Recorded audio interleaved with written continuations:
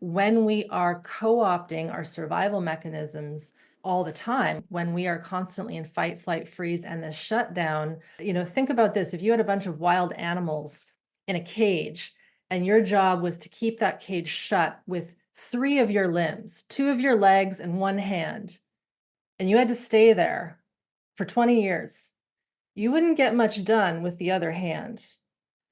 So, what's occurring in the physiology when we have stored trauma, fight, flight, freeze, shutdown, maybe we're really functional, but we're like holding down the fort with all the wild animals in our cage. And so, the housekeeping, the cell repair, the tissue regeneration, killing of the bad cells, killing off, bacteria, what we might call viruses, all these things, it's not happening. We're not detoxing. This is a big part of aging. It's a huge part of aging. And what you'll see, is you'll see some people who are a certain age and they look vibrant and healthy, and someone with the exact same age and they look like they're 30 years older than they should be.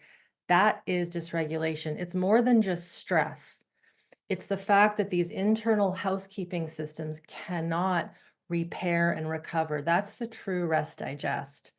And that's where the vagus nerve comes in. The vagus nerve is important for rest, digest, heart regulation, but also freeze and this shutdown. And so if it is constantly trying to keep the tigers inside the cage, it can't do its other job.